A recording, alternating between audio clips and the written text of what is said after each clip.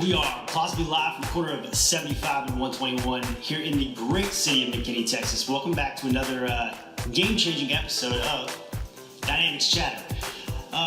Before there was Jordan, before there was Pippen, before there was Kobe, before there was LeBron, there was the ultimate game changer, which was the great Kareem Abdul-Jabbar.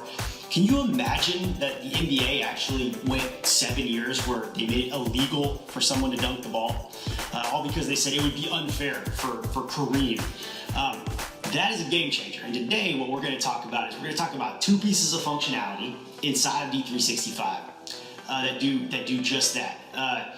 The first one is connecting a financial dimension to an object. And the second one is the derived dimension set, or what I like to call the autofill. Okay, I've done both these mods. I've developed these, I've written these. The dimension to object link I've probably done 10 times. So I'm really glad that it's now out of the box and in 8.1. So let's start off talking about just kind of at high level, the two different groups you're dealing with when you're talking dimensions. On one side, you have executive leadership who wants 13 financial dimensions and all kinds of KPIs. But you got to be careful about your AP group because those are the people that have to enter thousands of invoices, and you don't want to give them 13 fields they have to key in on every single invoice. That would be crazy. So there's a balance here. But what these two things do, the derived dimension and the link to the object, is they really change the narrative there. They change the compromise that has to be made, and there's some really good things we can do. All right, so let's go through our scenario here. Okay.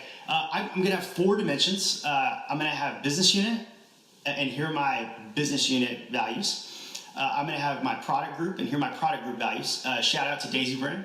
I was a user. I was an accountant there. Love these guys. But then I'm going to have department, and then I'm also going to use project. Okay, so business unit, product group, department, project. Okay. So the key thing I want you to remember, and we'll come back to this later, but just remember this, is the items in blue here, I'm not going to use in my derived dimension or my autofill, okay? They're still here, but it's an important note, and I'll explain to you why here at the end, all right? But I just want to highlight that.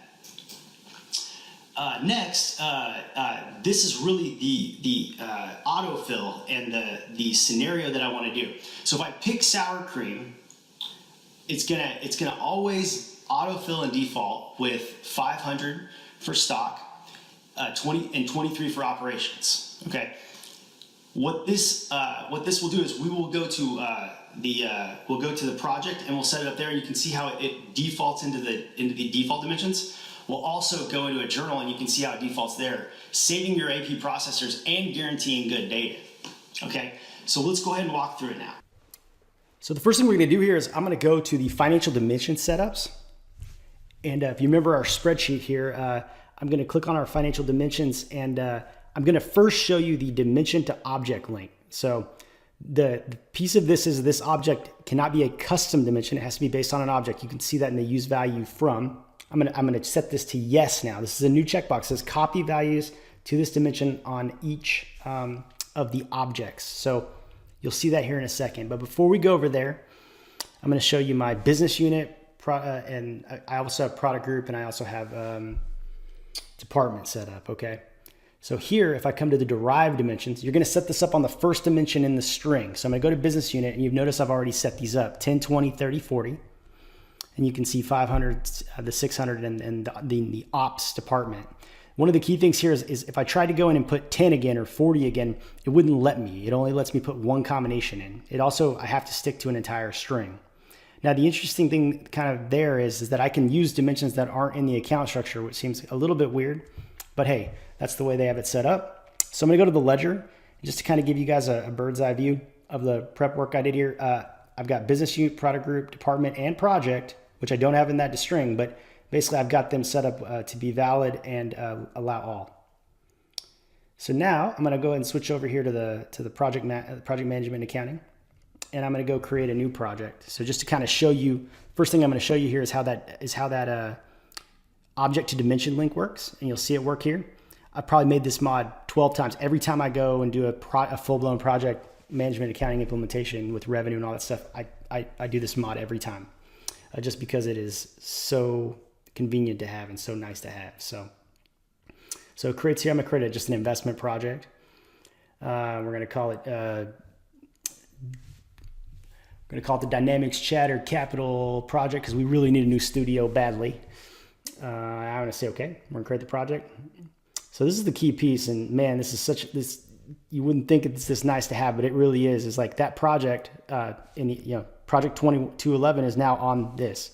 So now ignore the other dimensions in there, but if you notice, I put in 40.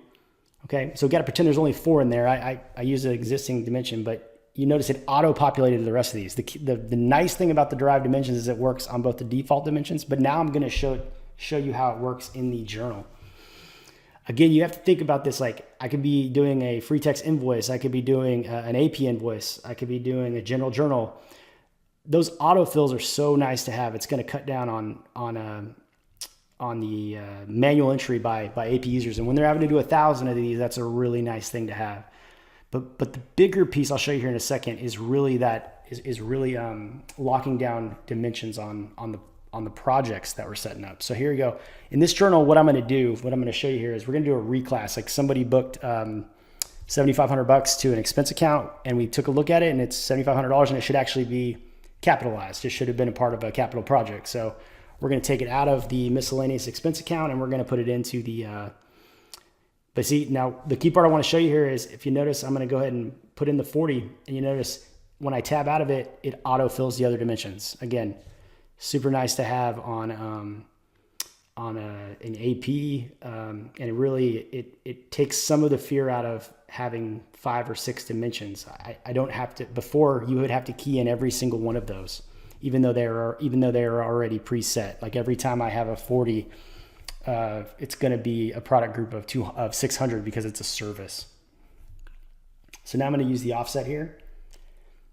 The offset's just going to be to the capital project.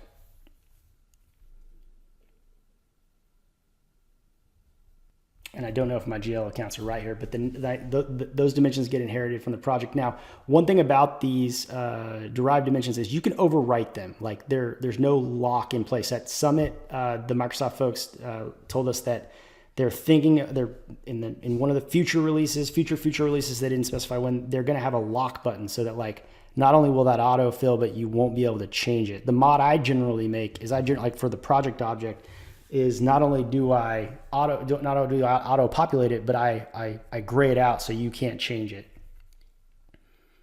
So again, we really have to think differently about how we do this. One of the things that also takes care of here.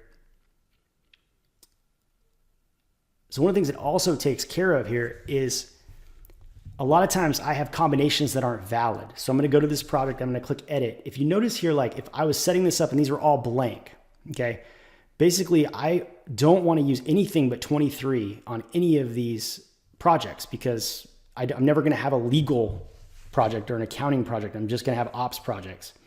And I don't want to use these other product groups, okay?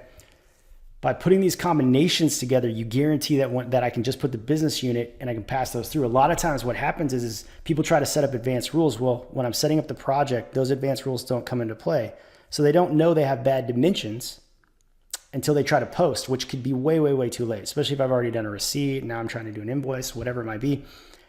These derived dimensions will take care of a lot of times where we have projects that have invalid dimensions or any kind of object that has, it could be items, could be customers, could be vendors, where they have any invalid dimension setups, but we just can't catch it until the time of posting. This is going to be a nice thing to have there. You're listening to Dynamics Chatter. Now your host, Chad Carnes.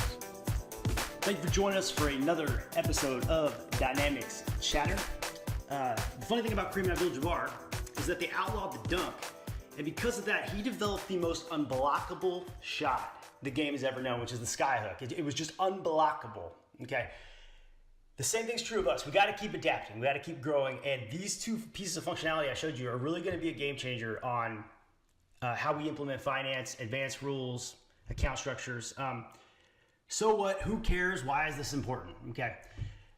The dimension to object connection is a no-brainer. I don't have to explain this one, but I'm just confident now in using more objects in our ledger that they're going to be a one-to-one. In the past, there'd be an inconsistency there between the two objects. So this is huge. This is really, really important.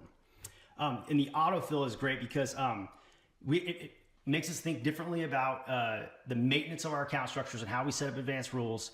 But the key thing for me, especially like with projects and customers and vendors and fixed assets, is it gives us validation of dimension combinations up front, not at the time of posting. So a lot of times people want to say, hey, only these combinations are valid, but that doesn't happen until the time of posting. So now we get this validation in the form of an autofill up front.